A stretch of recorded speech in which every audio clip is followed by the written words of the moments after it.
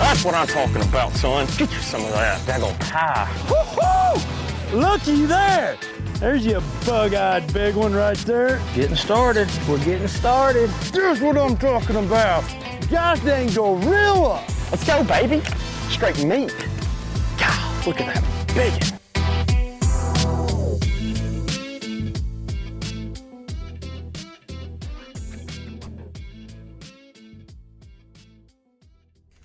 Is it time for your next great fishing adventure to the California Delta? Well, be sure to stop by and pick up the latest tackle at the Hook, Line, and Sinker Fishing Annex inside of Oakley Ace Hardware. It's conveniently located right on the main drag across from City Hall. Now, back to the BAM Pod. All right, welcome in everybody to the BAM Pod. I'm your host, Big Ed, and on the line tonight, we've got another champion that just came out of the California Delta. Mr. Phil Tilbury is going to be on here talking about how he did it out on the California Delta. Not an easy fishery. So, Phil, welcome into the show. Hey, thanks for having me. I appreciate you guys taking the time to check in with me. It's been a week and some days, so I've been kind of enjoying my my limelight here. I've had a lot of people notifying me, and it's been pretty cool. Yeah, this is the new BAM Trail came out, and we're out there, and this is the third tournament in a row. We've had a brand new champion who's never been a champion before in Wyatt DeBusk. He goes up there and he wins at Oroville. We went out to Yuma, Arizona, and on our pro tour, and Colby Pearson, he wins his first championship ever. Now we come back to the California Delta, and Phil Tilbury comes up there on the stage in front of a lot of big names. Man, you took out some names, and you get your first championship.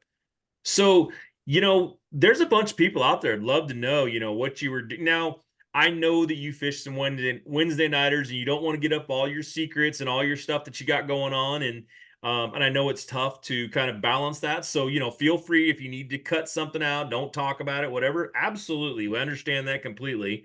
But, there are a lot of people out there that would love to know what you did to come out and attack the California Delta. I've been fishing out there for quite a while. I had, like I said on stage, I had a great teacher, a guy that won multiple boats. And when I first got started in this, it was just a situation where I was like, I was trying to find something to do to work, balance, life, family, and then have something to do that, I enjoyed. And so as I hung around a little bit there, people say it's all luck. Oh, it's all luck. Well, it's not all luck. And then when you really get honed in on what goes on in the Delta, it takes years and years of experience to figure this out. And I won't say the first time you think you have the Delta figured out is when it will make a grown man cry, as I say. I say that actually quite frequently, because every time I think I've got them figured out, I can drive home going, man, I sure didn't do this right or that right. So it's been a kind of a, with work and everything, it's been a slower process than most of the guys that are out there, fishing kind of, for a living or trying to make a name for themselves, but kind of a weekend angler for the most part. It's actually not weekends. I take Thursdays off, Wednesday nights. And it's just been a process. I've had a great teacher. I got to fish with Steve Sapp on Thursdays. And he was just such a great teacher. Started off as a business deal, business proposition. I asked him for a guide trip a couple times, and he actually figured out that I kind of had some common sense and I could keep my mouth shut. Was probably the biggest test that I passed. And as him and I got to know one another, he actually started to teach me more and more of what really is going on with the tight swings. Everybody thought he was just a fisherman, but he was a super smart, intelligent guy. Knew the moon phases better than anyone. And then I got to fish with my dad a little bit. We started those Wednesday night things, and we were successful in the beginning before it got as competitive as it has gotten in the last 3 or 4 years. And so him and I enjoyed some success, but doing it over 3 days was a big thing for me because I've never been able to do it for 3 solid days. So, looking back on it, it's I'm feeling pretty good about how it went, and kind of knowing what the fish started to know what the fish were doing, and not so much chasing the fish, but sitting back and knowing what they were doing was been really kind of a cool situation. Yeah, guys out there were talking about, some guys were talking about bed fish, and some guys were talking about, pre-spawn, post-spawn, that sort of thing. It was kind of all going on out there. I think it was just that time of year where everything had pretty much kicked off. Were you noticing, and was there were you noticing that? And was there anything that you specifically went out there searching for? Were you looking for bedfish? Were you just like, you know what, I'm fishing down this bank and I'm keeping keep my head on a swivel, and if I see the right fish, I'll go after them. What was your approach to this? I mean, this is a body of water that it You know can be what? hard like that. It is like probably the most difficult, and probably why I do enjoy it as much. I'm not much of a bed fisherman, to be quite honest with you. I have been kind of I've opened up in the last 3 or 4 years to more of a reaction bite. Like at the beginning of the year, this year, we really didn't have the cold winter days. I'm usually really good in the really cold winter days, and I can drag a jig as slow as they come. And I learned that from my mentor. Kind of taught me, slow was equaled fish at the end of the day. And I actually took the beginning of March, I took about a 2 week, I've never done this before, but I wasn't very happy with the way I was fishing, and so I took 2 weeks off. And I did not fish one day for 2 weeks. And we did a couple family things. My wife and I took off for a couple days, and I just wanted to get away from it because I wasn't doing that well. And I came back and I said, you know what? I got to become more of a reaction bait fisherman because I'm getting beat by the reaction bait guys. And so I really focused in on that. And, to be real honest with you, 2 weeks before the BAM tournament, there was another circuit in town, and I signed up for it kind of last minute. I weighed 28 pounds the first day, and I followed it up with 14 the second day, which kind of, was super defeating. You're on such a high to catch 28 pounds and then such a low. I fell from first leading to fourth place. And I heard that there was a bite going on. And I couldn't make it on Monday because I'd pre-fished for that circuit and then fished the Saturday, Sunday. So I was out there early Tuesday morning, and what I was using, I thought only would really work well in the cloud cover. And I heard that the same chatterbait bite was happening in the sunshine. So I was back there first thing Tuesday morning, and I proved to myself that chatterbait bite was working in the sunshine with no wind. Not what I had learned, but I went and kind of figured that out. And then I started to pick apart the South. Everybody knows that fishing down in the South. And I've had a couple key areas, Victoria, Italian Slough. I've been working on that. And so basically what I was doing was just trying to run that chatterbait into the grass. And and those chatterbait fish were, some days we had wind, some days we didn't have wind. I mean, we had monstrous winds in the BAM tournament for the Friday, so that worked out really well. And then Tuesday the same thing went along, and then I lost a little bit of the wind, and I also lost the tide. I had too high a tide on the third day. And so it's just kind of a culmination of, doing this for 20 years, and you kind of start to figure some things out, and then some light bulbs go off. But with that, proving to myself that I could catch those fish on a chatterbait, and the fish, I wasn't getting as many bites as I was on plastic, like say a brush hog or a drop shot or a jig. I was actually getting a lot more of those, the better quality of fish. I'd get 6, 7, 8 bites a day. with the chatterbait, and I said, you know what, I got to keep this in my hand, except for very specific little places that I would throw a brush hog or something like that. But to cover water, and that's basically what I did all 3 days of that BAM tournament. I was just covering big amounts of water. And when that chatterbait is such a great search bait, you kind of hone in on some areas where the larger fish are holding, whether they were pre-spawn or post-spawn. Most of the fish I was catching were post-spawn, but there were pre-spawn fish in the same area. And that allowed me to kind of hone in on very specific spots, 100 foot of a 2 mile long bank. And I would just go to those specific spots where those fish were holding. And that was a big key into why, a big key how I put it together. I was fortunate enough the first day to catch what I caught, because I did a lot of running the first day. Probably the first 3 or 4 hours that I spent fishing on the Friday, the first day of the tournament, were pretty much wasted. I just didn't have. I don't think I had any of the fish that I weighed in. So I threw my first plan out for Friday. Went to plan B, and was fortunate enough to catch that like 21 and a half pounds to be there. I think I was second place after the first day. And then I just built upon that. Nice. I mean, that's a great, I hope everybody's listening to that one, because that was a great breakdown of how you approach that. I mean, it's a waterway when you talk about the Delta. Some people, and if you're listening right now, you don't know what the California Delta is, or you haven't been there. This is a vast waterway. I mean, you start in Sacramento, you go all the way down to Tracy, and a lot of places in between. He could cut, there's a ton of water to cover.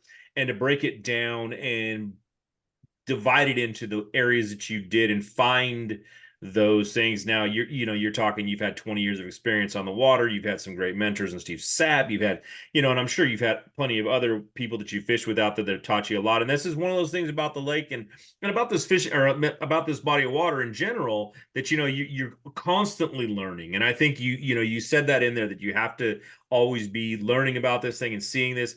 And it's amazing, to see you step up and do just that. And, when you break down, I had 21 pounds, you're sitting in second place, you come back in on the second day and make the cut.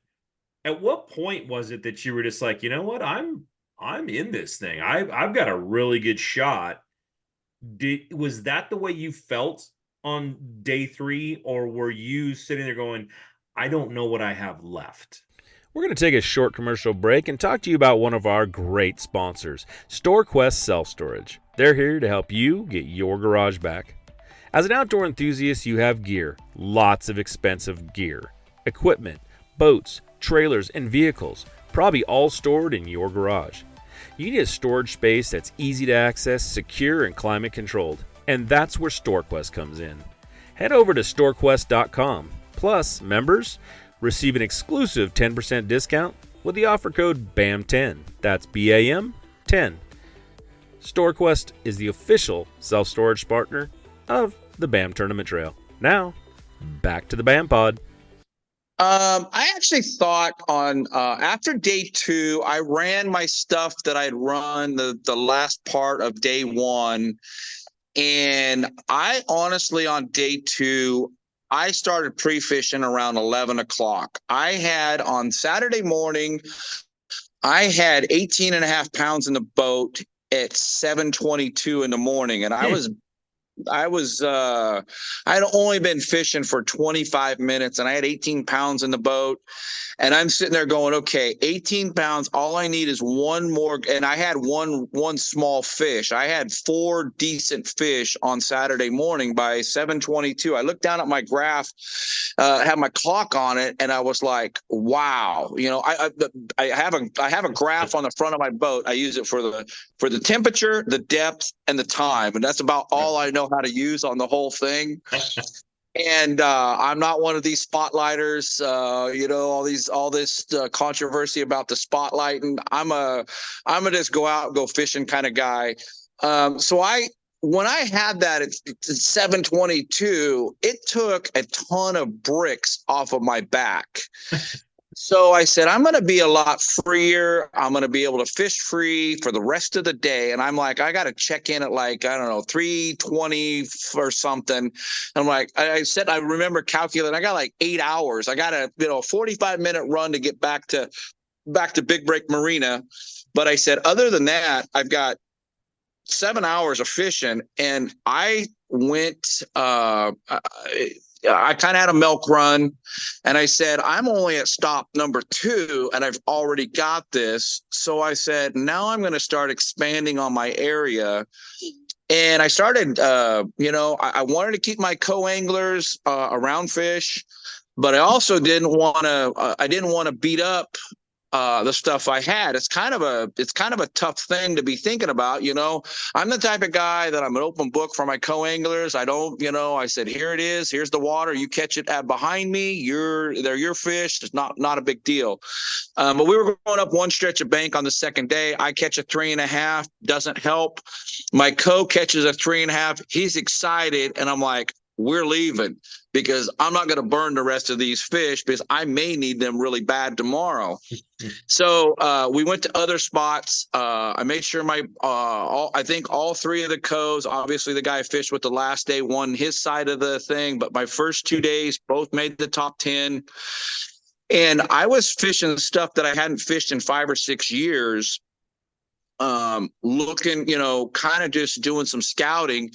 And my day 2 guy was, sorry, I can't remember his name right now, but my day 2 guy was asking some really poignant, decent questions as to what was going on and how come I knew that I was coming up on a bite. And it was the way the weed line was presenting itself to the curvatures of the bank. You always got a sandbar, and you always got grass. The grass is sparser on the deeper side, and those fish were kind of right on that edge of that deeper stuff moving into the heavy weed bed. And those fish were right on those corners where the weed bed was sparse. And I can remember one of the last fish I catch. I think it ended up being my big fish for the second day, which wasn't quite 6 pounds, but it was a large 5. And I'm like, I should get bit right here. And I'm throwing that chatterbait, and I like 3 cranks in. I'm just like, get the net. And this gentleman that was with me, he's like, how did you do that? And I'm like, well, there's 20 years of knowing or thinking they were there. I've never known. I was more thinking that they were there. But it was just one of those days that you just kind of go, wow, did that really just happen? And then obviously leading into my third day, I'll be real honest with you. We get to my first spot, and Rodney, the guy that won the co-side, I'm sitting and measuring a 14-inch fish, and he's like, hey, get the net. It's a 5-pounder. And I catch another smaller fish. And as soon as I'm doing that, he's like, hey, get the net. I'm sitting here going, okay, don't wig out. Don't spin out on this thing. And he was throwing the exact same bait I was. He was smart enough to do that. And I was making, with my first 2 guys, I would make a second pass because they weren't throwing the same thing. And sometimes the first 2 days I'd pick up a second fish, making a second pass on one of my key areas. And Rodney kept me from making those other catches because he was cleaning up. He was a heck of a fisherman. And it's probably about 8:30, and I'm like, this tide's getting a little bit, because my first stop I needed high tide.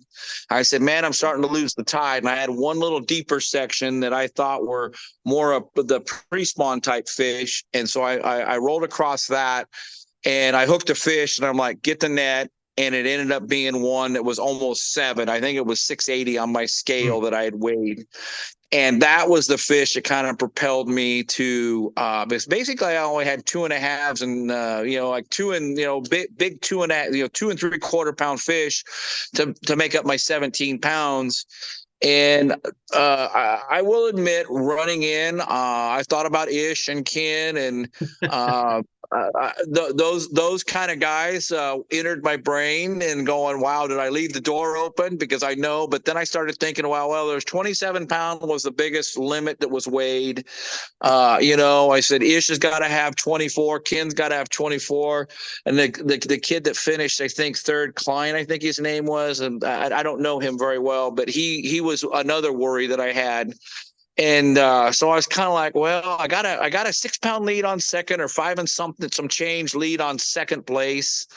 And I got 9 on, or 8 plus on Ken and Ish. And those are the big names. Those are the guys that that are solid every single pro-am. Both those guys show up to the Wednesday nighters, and you got to beat them when they show up. And so that was, and that's all part of the fun of it, and that's what I said up there on the stage. I said, you know what, let this thing land however it's going to land. I mean, either it's my day to win. And, Ken told me down there earlier, he says, look, he says, it's either your day or it's not your day. And he says, and there ain't nothing you can do about the size of the fish. So go up there and have fun with it. And I actually really tried to have fun with it. So it was actually a cool experience. Yeah. I mean, that's got to be, I talk to so many different guys, and they say that, it's especially when they are not in your words, not the one percenters, Ish Monroe, Ken Ma, Ryan Hall, that's out there, another one of the names on the Delta right now that's been doing well. There's some good guys out there, but those are those 1% guys that are just out there, and this is what they do. At the end of the year, when they write their taxes down, they put per, angler, fishing, bass fisherman. You don't get to say that. You're out there, and for all those people that don't know, he when he writes his taxes down, it says farmer. And that's, that is something that is so awesome that I've seen out here, is how many guys just, you talked about, I needed to find something that relaxed me. I needed to find something I could do as a side hustle, as just something to let everything else go. I can go out and become something. And you had said something to Mark Lassane about this is your 10 minute of fame, and you get to go out there and kind of see how those guys are living. And you did that. And coming in and seeing those names all fall behind you, that has to just yeah, I don't want to say just fill you with pride, but it's got to be right there. Like, man, I just did this.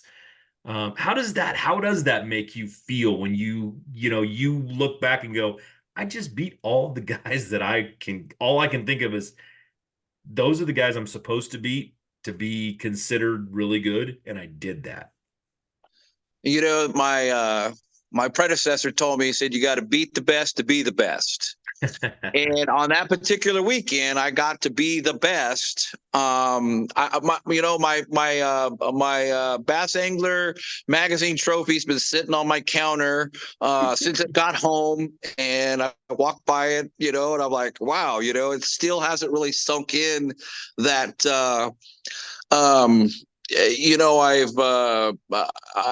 I've been fortunate to work really hard, create some business, and this has been a side thing. And it was kind of I'll admit it, it was kind of a dream to win a Pro-Am, and to be able to say that I've won one, I'm super cool. I think it's super cool that some of the guys that were in it, that were in it, I talked to, it's kind of a funny little story. I'm in my area fishing, and I come across Ish Monroe, and I'll be quite honest with you, I didn't even know he knew or even knew who I was, to be quite honest with you. And so I waved to him kind of, cautiously, and he's like, hey, how you doing? And so I stopped the boat, went over there, and he talked to me, just was super cool to me. He was super cool to me during the weigh-in. Ken Ma, they've all been through this thing, and they were having a little fun with me because I hadn't been through it. And so it was kind of fun that, you build a little camaraderie there with guys that are, I'm super competitive. I farm for a living. I farm almonds and walnuts. And I've always said that I competitively farm. And people kind of laugh at me, and I was like, look, if I'm not getting the biggest crop, I'm mad. And it's kind of the same thing with fishing is, I've done fair on little teeny, weekend things. I've always thought of myself as doing fairly well.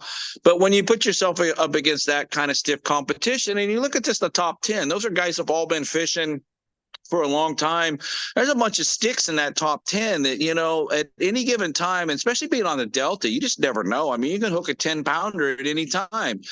I mean, Clint's a hell of a fisherman. I mean, he won the tournament with the other series 2 weeks ago, right. Or 2 weeks before the BAM. And so there are just, there's a lot of guys that maybe don't get the notoriety that kind of fish the weekend thing. They got real jobs. They got to take care of their children and their family. And this is kind of a cool thing for us to get to do. I appreciate BAM, Mark putting this thing together for us to have a little platform to play off of. So it's been really pretty fun.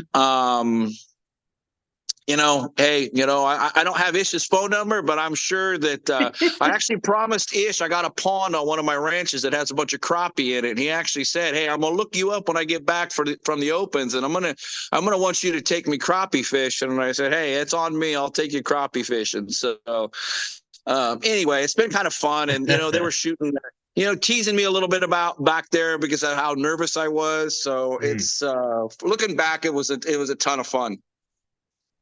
Yeah, that's I think just listening to you say that it brings out what's so good about this sport. It's what I believe that so many people, should understand, is that these guys who are some of the best, not only on the West Coast. I mean, Ish Monroe fishes nationally.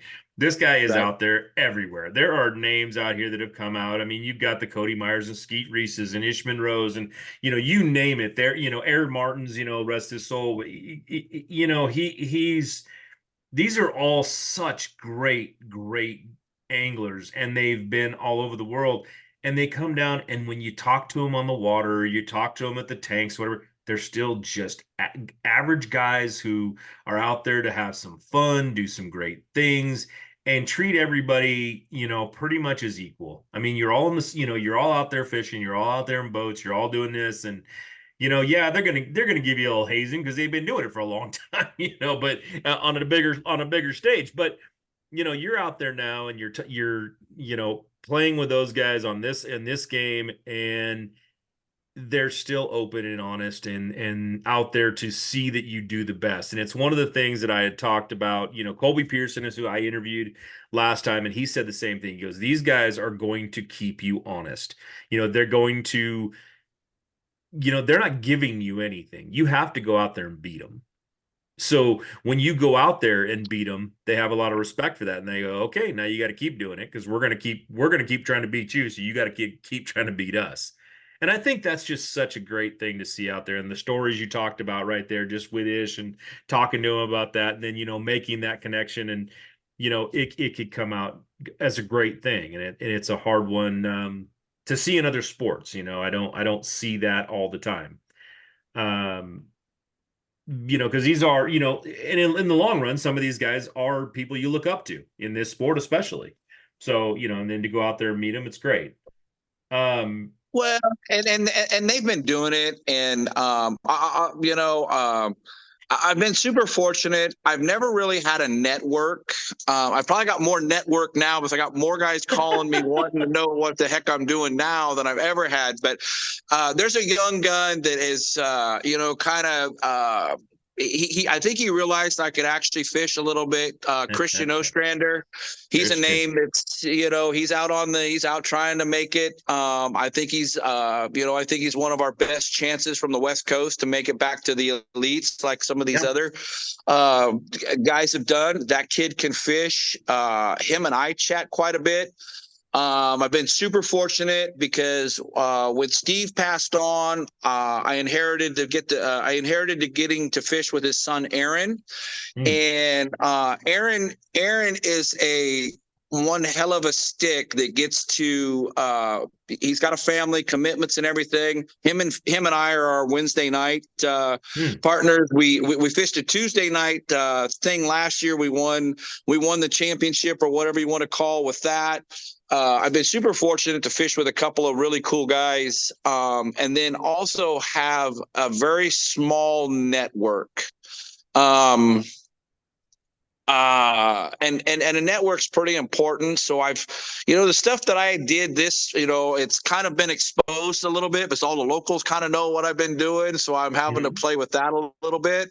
But, nobody, I was flying under the radar, and it's kind of funny because I walked into Fisherman's Warehouse, like Wednesday last week.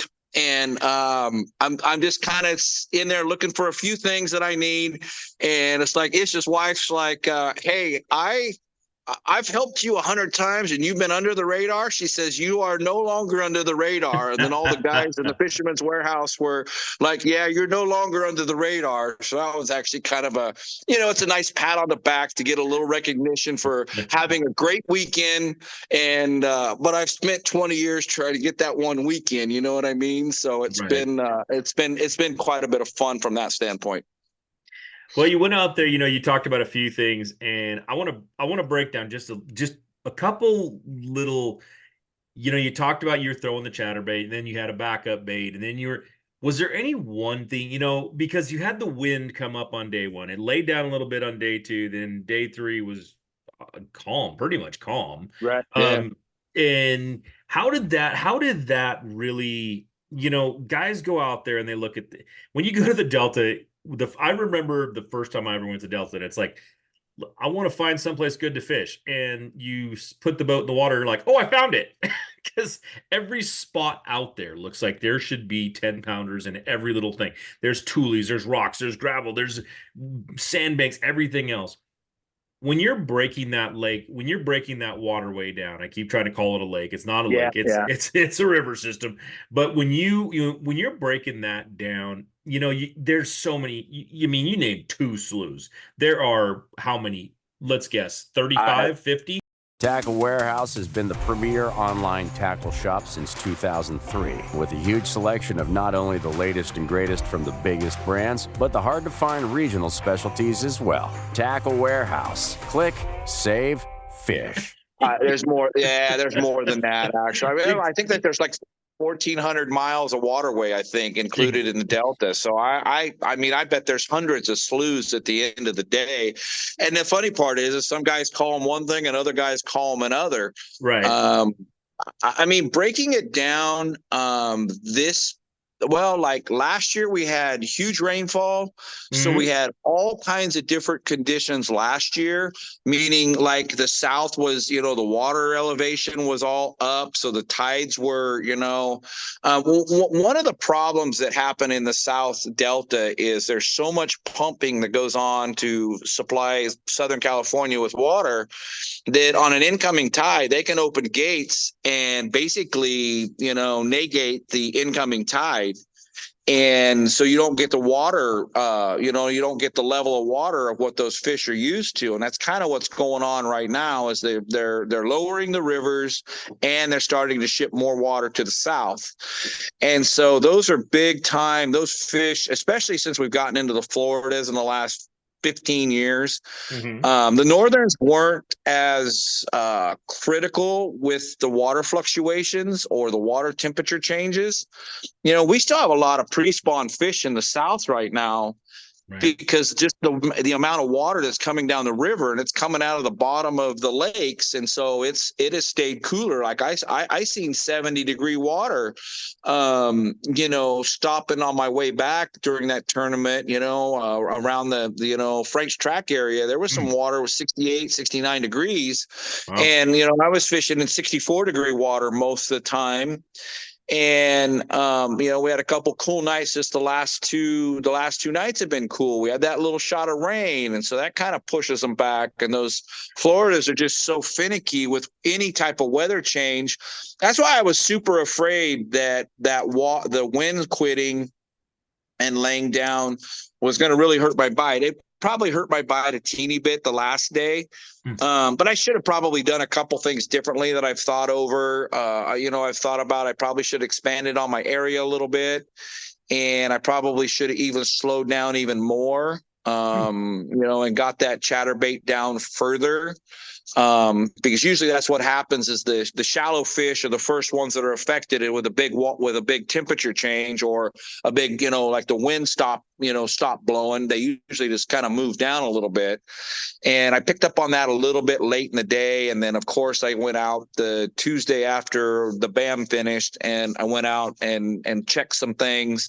And I found them. They were more in that 6 to 8 foot range instead of that 3 to 6 foot range. And that was just something for me to go check for my own sanity, to know, okay, why did my bag shrink a little bit on Sunday?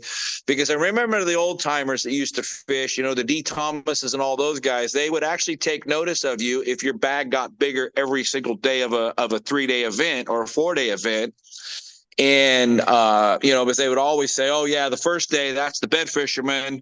The bed fishermen run out of fish and they don't have anything the last 2 days. Well, I'm not a bed fisherman, but I was, if I had anything that I would have liked to have had happen, I would have liked to have been a little bit closer to that 20-pound range on that third day. That would have made me, that's my only little weakness I had in my armor for that. But I mean, how can I complain when you win, a prestigious deal like this? You really can't complain about it. No, but I think it's really interesting that you took that in and said, I just won this thing, but darn it, did I miss something? Should I have won by more? Should I, that's what I hear, is that it's like, wow, you're taking back, stepping out. And No, that's exactly what I did. Yeah, I feel like there's something I missed, and I want to know what I missed. And I know you've got events coming up again, but so there's other things that you're going to be fishing, and that's right out there. Now I'm going to ask you this: do you have any aspirations of making the Pro Tour? If I got, I actually own 3 businesses right now. I sold one. My wife and I wouldn't even be able to fish if it wasn't for my wife. Mm-hmm. My wife has taken on a lot for me to fish, and I've kind of had one of these years where she's like, look, I'm going to hold the fort down. You do your thing. But we've been a team. We're going to be married 30 years coming up this year.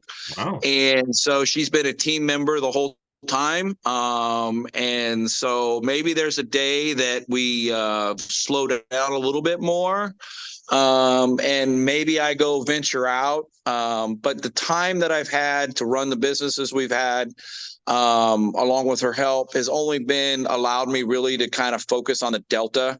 And I'm just so intrigued by it. It's just so complicated and it's so hard. And to kind of figure it out is just, it's been such a challenge. And, you can't go to the same point and somebody sees you on a point in the lake, or, or what you're actually doing. You're throwing an umbrella rig or your drop shot and they're dragging a jig on the lake. Pretty much everybody can tell. Whereas the Delta, you can kind of hide. There's so much waterway, you can hide. I mean, and I've just always been intrigued by that.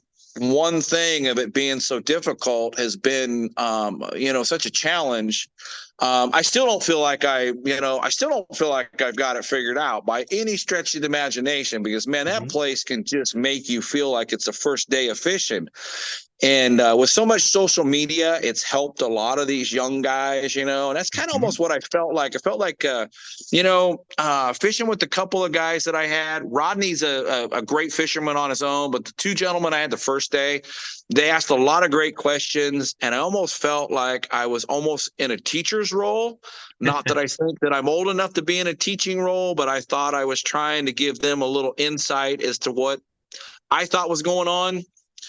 And that felt pretty good. So, I could live happily ever after just fishing right here. There's some other places that I've been to Clear Lake a few times. I love it. The Columbia River really, really intrigues me. But I would have to be another day, another time to actually go up there and go look at that and check that out. Just because it's a river system, would be kind of cool. But, I think I stay here at home, and because, I mean, you got to be a hell of a stick to win just a weekly thing like this Wednesday night thing I've been talking about. I mean, it is the best of the best on the Delta. And granted, you're going to have some of these, say they're they're going across the country right now, but I mean, I know Christian's going to come home here in a couple weeks. Ish is going to be home in a couple weeks. I know Ken's going to get back from Havasu here in a couple weeks, and those guys will show up one or two of them times. And I mean, those are just, I mean, and not only that, but just the guys that show up on a Wednesday night, and it's actually really cool. Those guys really drive you to be a better fisherman, because you have to beat the best on the Delta. And that's kind of what I've stuck my feather in my hat, is trying to be consistent and be, I may not be winning, but at least I'm, they know that they got to beat me when I roll in. That's a pretty darn good feeling. And we're usually really competitive, Aaron and myself.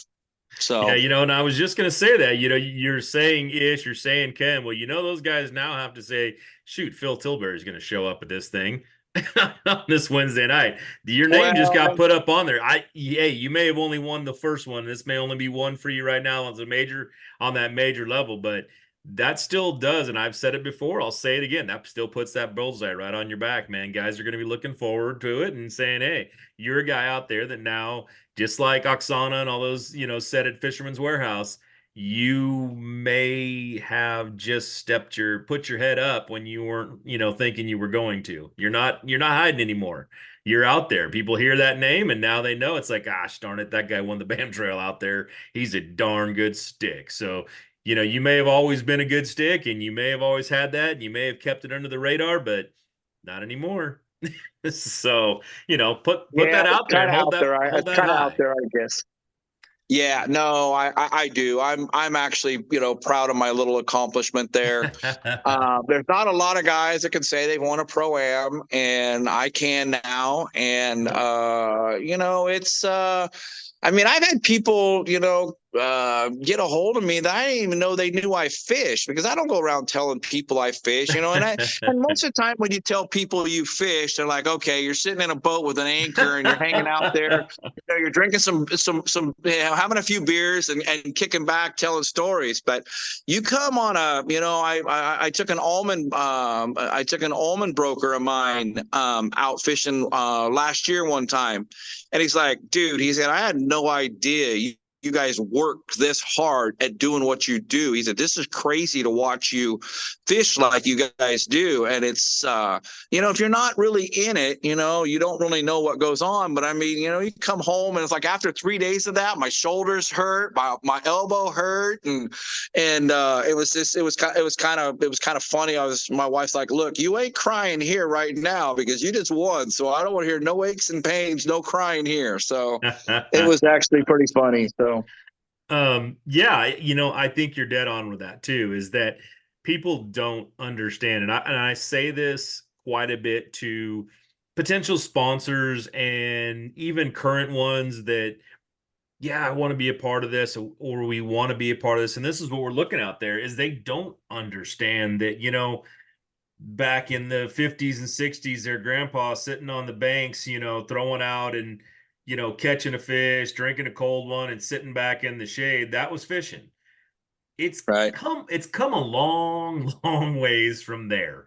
When you talk about competitive, now that still goes on. Don't get me wrong. There's a great way to spend a Sunday. Whatever. Those are great days. Sitting on the shore, just kicking back and fishing. That's great. But it's not what we do, and it's not what this tournament, these tournament things are about. And it's why it's so important to hear from guys like yourself who aren't big names out there. You're not traveling across the country doing all this. We need to hear from the local guys who are, I'm at home. This is what I do. I have a full-time job at home that keeps my family going, my wife, my kids, all that fed. Hey, I still love to go out and do this, but it is not this pastime where I'm just kicking back and doing nothing. I am working hard out here to win these tournaments, and I'm working hard to catch fish. And it's a sport that has absolutely come that far. And I think that it's the one thing missing on the West Coast, is that we need those eyes turning over here and going, what are they doing out there? I said this before, when they had that big, scandal last year or the year before, Yeah. I get the, the guys putting weights in there, and somebody called me and said, did you know that those guys were fishing for like $30,000? And I said, so what? Yeah. It's like, that's not even that much money. I mean, compared to what some of these bass tournaments, they're $1 million winners, $500,000 winners. They're like, what? Oh yeah, and that's what we're trying No, to bring. That's yeah. what we're trying to bring to the West Coast. Hey folks, Randall and I want to talk to you real quick about choosing the right electronics mount for your bass boat. Mark and I have been partnered with Bass Boat Technologies from the very beginning, and we know the quality and effort that Van Foster has put into this company. Custom, that's the one thing that I think about whenever I think of Bass Boat Technologies. Van Foster has spent years, not hours, years perfecting these mounts. He works with just about every bass boat company out there, most models for every bass boat company out there. He has spent the time working on these bass boats. So what you get is a custom fitted mount, not some mass produced universal mount for every bass boat out there. Van makes them custom fit for your bass boat. Bass Boat Technologies also makes a lot of other custom parts. Seat pedestal plugs, tool holders, steering wheel spacers, and battery trays are all made with the same attention to detail that Bass Boat Technologies is known for. Bass Boat Technologies is a vital part of our livelihood, and it's very important to your overall boating experience also. Absolutely, and that's why we choose Bass Boat Technologies. Check them out at bassboattech.com. You'll be glad you did.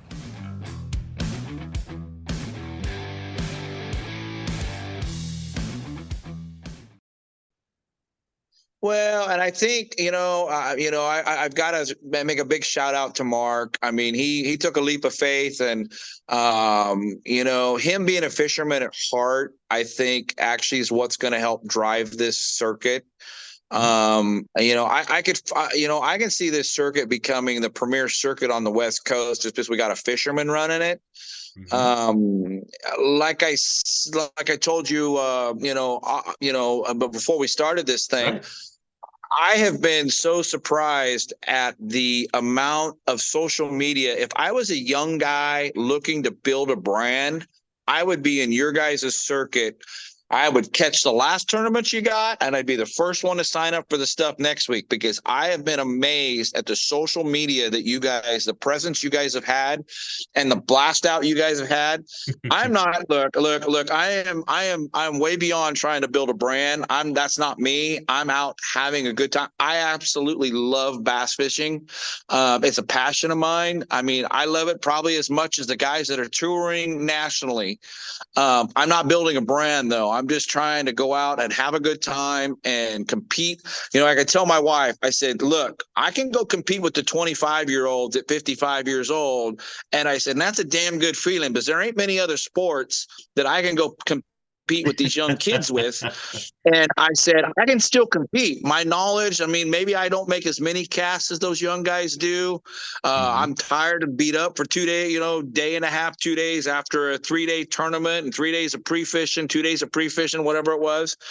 But what you guys have brought out to the West Coast is super appreciative, even for a guy like myself, not just because I won this one, but because of the media presence you guys have had. If you're a young guy trying to build a brand, you better be fishing BAM, because these guys are the real deal. I didn't even realize how big of a footprint you guys made. But I mean, I got my employees. I got a couple employees that have come up to me and said, hey, you won something? And I'm like, yeah, I won a tournament. And they're like, well, it's on my feed at my Facebook. And people in my little hometown of Oakdale here, like, hey, we saw you on the Facebook news feed. And so it was a heck of a it was a heck of a deal. You guys, you doing this little interview, I mean, right. Let's face it. I've been interviewed 5 times, and it's all been with you guys in the last 2 weeks. So I'm not the kind of guy that gets interviewed. I'm the quiet guy that I wouldn't say necessarily quiet, but I'm the farmer guy that I'm not looking for any media or any of that type of stuff. So this has been kind of a completely new thing for me.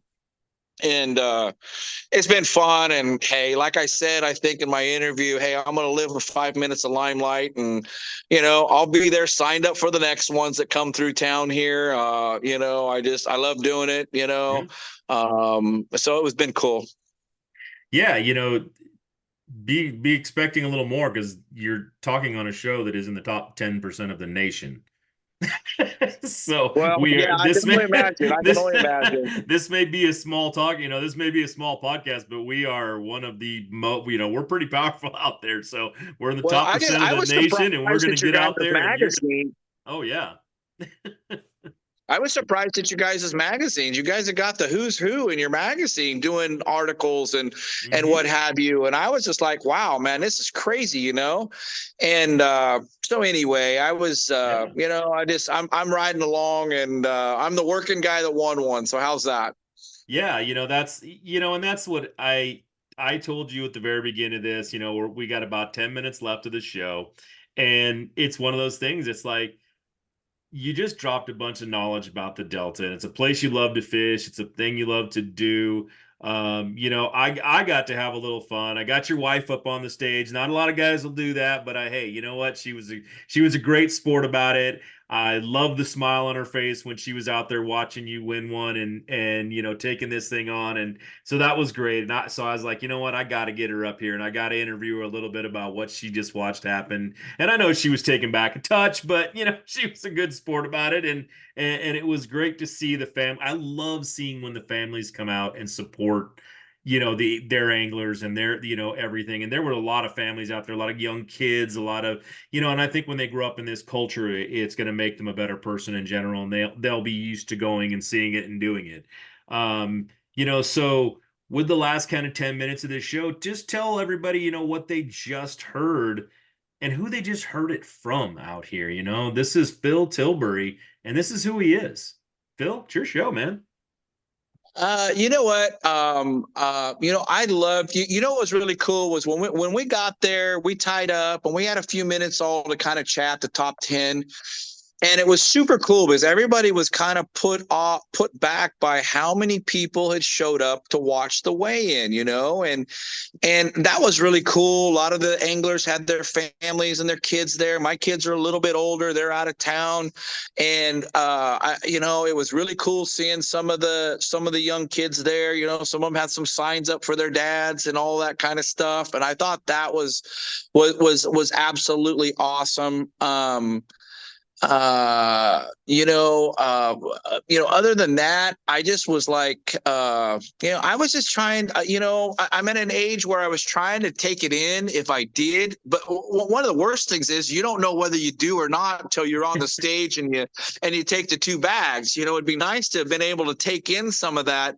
If I would have closed the deal and, really sealed the deal, then I would have had, and I think Ish had a little bit more fun with me, but because he had a hell of a bag the third day, and so I was a little bit, until you win one, you're like, okay, how's this going to go? And didn't really know how it was going to go. And so it was a lot of fun from that standpoint. I got a couple people I'd like to thank. Greg and Richard at CNC Marine. I've been with those guys. I've been buying my boats through those guys for quite a while. I switched over to a Vexus this year. Any problems I've ever had, those guys have just been great to work with. They take care of me. And so I want to thank those guys, and just kind of a shout out to the main people that I have fished with, Steve and Aaron, my dad. I had a lot of fun fishing with my dad. My dad's elderly now, can't really get in the boat, and I miss that every day. So all you guys that are fishing with your dads or your moms, appreciate it while you can, because there'll be a day when you can't. That was a lot of fun, and doing something. My dad was always a competitive individual, and getting him in the boat and watching how much fun he had when we would actually win a Wednesday nighter. He would gloat for the full week. And it was that I got more joy out of that than even winning it myself. So that's been really cool. And then the support of my wife has been she's like, I'm gonna go practice today. She's like, okay, we'll see you. Be careful, get home, let me know when you're headed home. And so that's all been good stuff. Thank you guys. I think Mark's got a great team.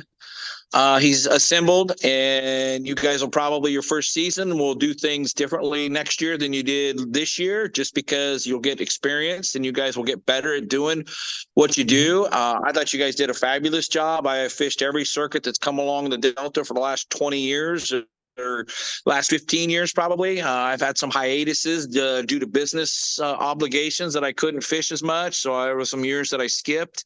But I just have been, just go do what I love to go do. I don't think there's anything. I was interviewed by the Brentwood paper, and they were like, what can you say to get young people involved? I don't think there's anything cleaner than taking a kid fishing, getting kids out there fishing and having them around these tournaments. You see these pros on TV, and their kids are all coming up through the ranks. I think just being around it, you learn kind of by osmosis, your dad or your uncle or whatever.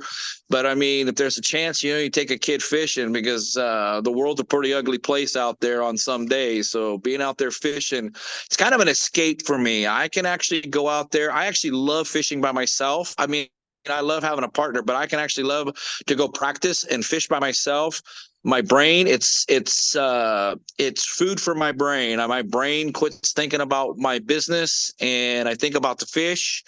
And there's just nothing cleaner and more healthy than being out there breathing good, clean, fresh air. And it's you against the fish. I mean, we're competing against other anglers, but when it gets right down to it, you're competing against those green things in the water, man. And I mean, sometimes they got a mind of their own, and they will not do what you want to do. And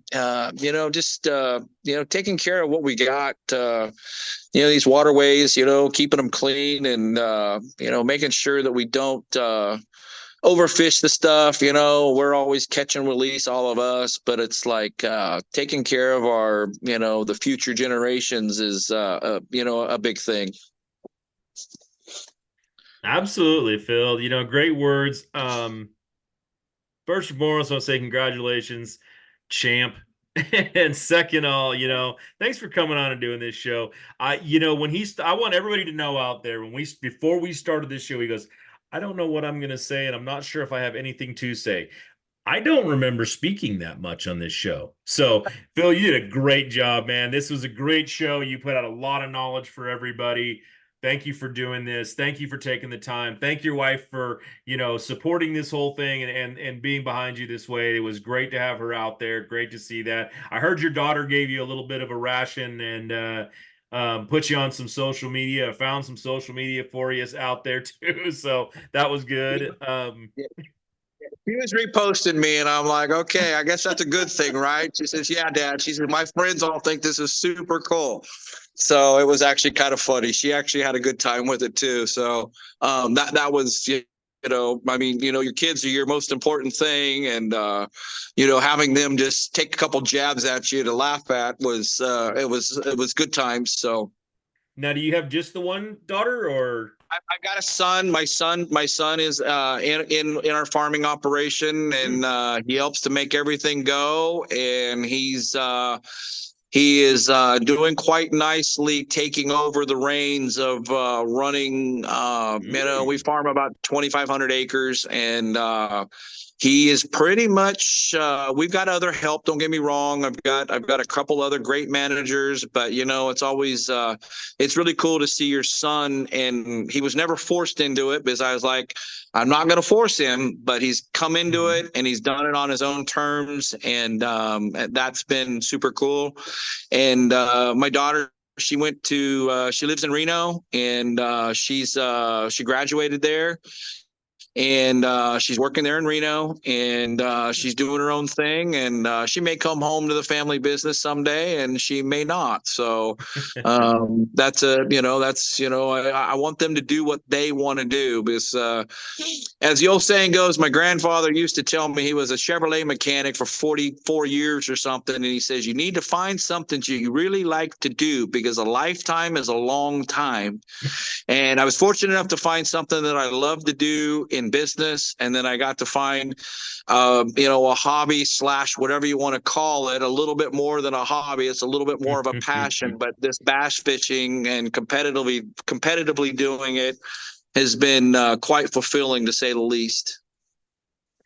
Yeah, that's just amazing. A great family story. Everything's there, and hey, man, again, just congratulations. And Phil, thanks for coming on and doing it. We're going to go ahead and sign off at this point.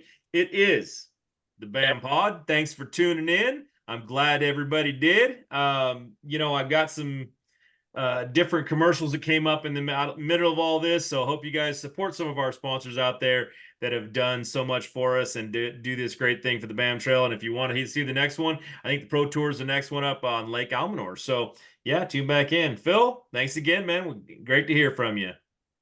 Okay. Hey, before you sign off completely, how do I go to the BAM and look for podcasts, or because everybody's gonna want to hear this thing that knows that it's going on. I will send you a link directly. So this comes out this Wednesday. It'll be at 9 a.m. in the morning, and when it sends me a little thing, it says, "Hey, you've gone live." I will send you the link to it so you could share that with anybody and everybody out there. The more people you share it with, I will say this live and on air. And I know Ish is going to hear it, but I'm still going to say it. But Ish Monroe is still leading with our the most downloads in one day, and that was 1,140. So he had that in one day. Wow! So he's still our leader. So I'm still trying to get somebody to beat him. Yep, I'm still trying to get someone to beat him. So you share that thing out there and have everybody else share it too, and maybe we can knock him off as the first one. But we're out there quite a bit, so yeah. Okay, awesome. I will make sure you get the link to it. Okay, I appreciate it. You'll have to have your wife or your daughter help you find out how to send that link out, but we'll get it done. I am sure of that. So yes, absolutely. So hopefully you make me sound good. I hope I didn't sound too stupid going through this thing. Nope, you sounded perfectly fine, man. This was a great show. Like I said, I knew going in, and I'll be the first to say it. I was like, I don't know what's going to happen. Phil already told me he doesn't really want to talk much. He doesn't want to say much, but you know what? You did a great job, man. And I'm glad you came on. I'm glad you got to say the things you did. And I'm glad you're one of our new champions. So it was great to see you up there. And like I said, I hope to see you back up on that stage again and coming across there. I'll now know who Phil Tilbury is a little better. Yeah, you'll know who I am, right? Yeah. Okay. Sounds good, man. All right. Well, thank you. And thanks for tuning in, everybody. I hope you liked this show. It was a good one out there. Again, support our sponsors because that's exactly what we need out here on the West Coast, especially is sponsors looking our way and helping these great anglers out here become even more and more, that they don't have to leave the beautiful West Coast, So, yeah, it was great. Thanks for tuning in.